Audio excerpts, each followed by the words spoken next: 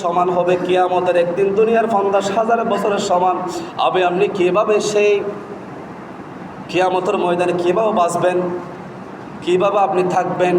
সেই যে কিয়ামতের ময়দান থেকে, কঠিন মেহশরের ময়দান থেকে বাঁচার জন্য আমার রাসূল সাল্লাল্লাহু আলাইহি ওয়াসাল্লামের সুপারিশ অবধারিত। সেই সুপারিশ কীভাবে পাবেন? সেই সুপারিশ পেতে চাইলে রাসূল পাকের সুন্নতের উপর অটল থাকতে হবে। আপনার হায়াতি জিন্দেগি যতটুকু আল্লাহ পাক রব্বুল আলামিন আপনাকে হায়াত দারাজ করেছেন, সেই হায়াতি জিন্দেগিটা আল্লাহর দরবারে পুঙ্খানুপুঙ্খানুভাবে হিসাব দিতে হবে। আপনি কীভাবে হিসাব দিবেন?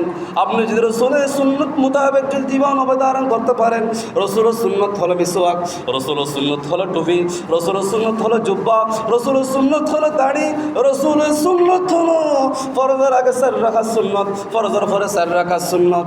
সমস্ত আমলে সোয়ালের এক কাজ যদি আমরা বেশি বেশি যদি রসুলের উপর দরুদ শরীফ পড়ে থাকি, রসুলের দরুদ শরীফ পড়ে যদি সুন্নত মোতাবেক জীবন অতিবাহিত করতে পারি, তাহলে আমাদের জন্য, আপনার জন্য কিয়ামত হবে একদম সহজ। সুবহানাল্লাহ বলেন, একদম সহজ। এবং রাসূল পাক সাল্লাল্লাহু আলাইহি ওয়াসাল্লাম বলতেছেন, মুমিন নরনারী যারা আছে, যারা আমি রাসূলকে, আমার আল্লাহ পাক রব্বুল আলামিনকে যারা মানে, যারা মানে কোরআন সুন্নাত মোতাবেক জীবন অতিবাহিত করেছে, তাদের জন্য কিয়ামত হবে। আসলে কিয়ামত 50,000 বছর রাস্তা হবে না। এক ওয়াক্ত নামাজ পড়তে যতক্ষণ সময় লাগে, তার থেকেও বেশি অল্প সময় লাগবে। সুবহানাল্লাহ। যারা মুমিন মুত্তাকি পরহেজগার, যারা 5 ওয়াক্ত নামাজি, যারা সুদ খায় না, যারা ঘুষ খায় না, যারা সমাজের মধ্যে বেফরদা নারীর সাথে মিলেমিশা করে না এবং খারাপ কথা বলে না, যারা একে অপরকে হিংসা বিদ্বেষ করে না, যারা ব্যভিচার থেকে যারা দূরে থাকে, যারা 5 ওয়াক্ত আযানের সাথে সাথে মসজিদের মধ্যে চলে আসে নামাজ পড়ার জন্য, যারা নামাজ পড়ে, তাদের জন্য কিয়ামত হবে 50,000 বছরের রাস্তা হবে না। তাদের জন্য ফরজ নামাজের পড়তে যতক্ষণ সময় লাগে, এক ওয়াক্ত নামাজ পড়তে যতক্ষণ সময় লাগে, তার থেকেও নাকি আরো কম সময় লাগবে। রাসূল পাক সাল্লাল্লাহু আলাইহি ওয়াসাল্লাম সাহিবুল আওলাদ তিনি আরো ইরশাদ করেছেন, ওই মুমিনের জন্য কিয়ামত হবে সামান্য কিছু সময় পর্যন্ত।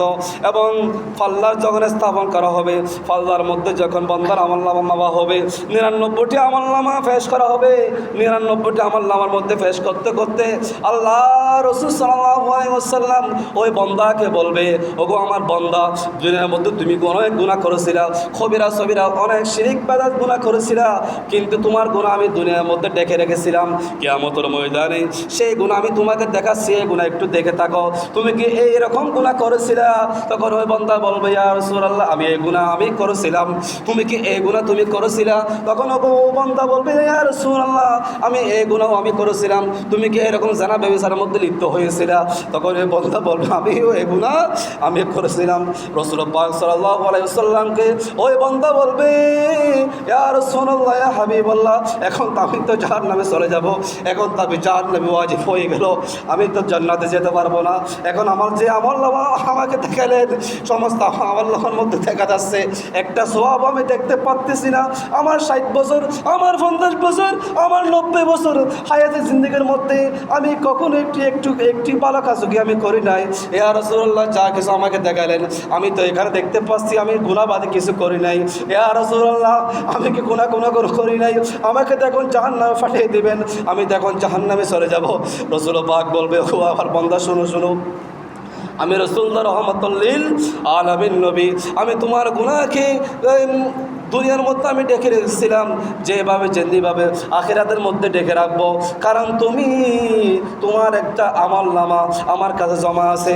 সে আমলনামা হলো আমি রাসূলের উপর একবার কালিমে তয়্যিবা লা ইলাহা ইল্লাল্লাহু মুহাম্মাদুর রাসূলুল্লাহ, তুমি জীবদ্দশায় একবার কালিমে তয়্যিবা তুমি আমার উপর পড়েছিলা, সেই কালিমা আমার কাছে জমা আছে।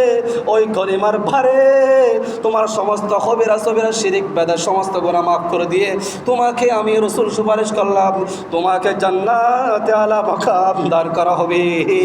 সুবহানাল্লাহ।